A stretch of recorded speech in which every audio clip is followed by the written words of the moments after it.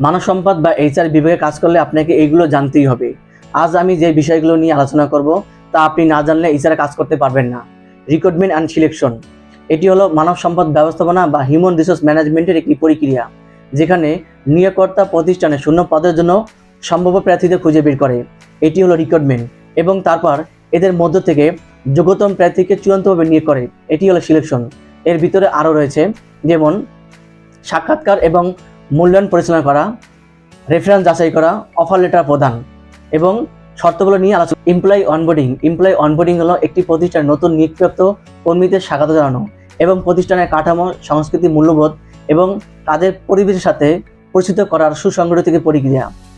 এই পরীক্ষার মাধ্যমে নতুন কর্মীদের প্রয়োজনীয় জ্ঞান, সরঞ্জাম এবং সমর্থন প্রদান করা হয়, যাতে তারা দ্রুত সফলতা অর্জন করতে পারে এবং কোম্পানির জন্য গুরুত্বপূর্ণ ভূমিকা পালন করতে পারে। কম্পেনসেশন এবং বেনিফিট, ক্ষতিপূরণ এবং সুবিধা। ক্ষতিপূরণ ও সুবিধা বলতে বোঝায় একটি প্রতিষ্ঠানে কর্মীদের কাজের বিনিময়ে প্রাপ্ত আর্থিক এবং অর্থিক মোট পুরস্কার। ক্ষতিপূরণ বলতে সরাসরি অর্থকে বোঝায়, যেমন বেতন, বোনাস বা কমিশন।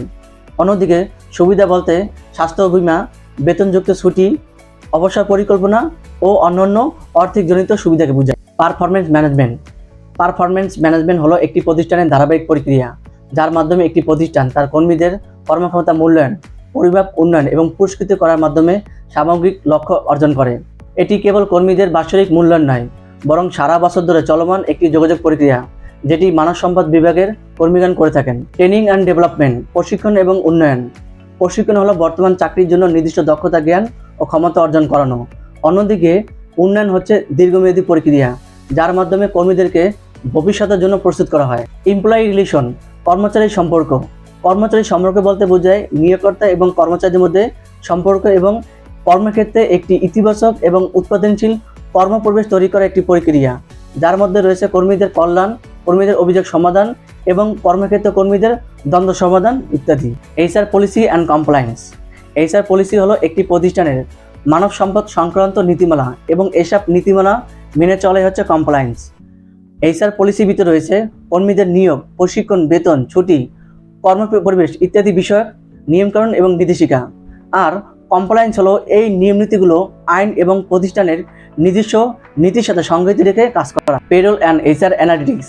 পেরোল ও এইচআর অ্যানালিটিক্স হলো একটি প্রতিষ্ঠানের বেতন ভাতা, মানব সম্পদ, এইচআর ডেটা বিশ্লেষণ করা একটি প্রক্রিয়া। Talent acquisition and retention.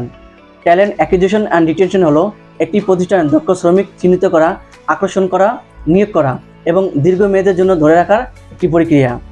তো আজকের এই আলোচনার বিষয়গুলো যদি আপনি মাথায় রাখতে পারেন, তাহলে এইচআরে কাজ করতে আপনি আটকাবেন না। এই ধরনের ভিডিও পেতে ফলো, লাইক, কমেন্ট, শেয়ার করে সাথেই থাকবেন। আজকের মতো এখানেই শেষ। আল্লাহ হাফেজ।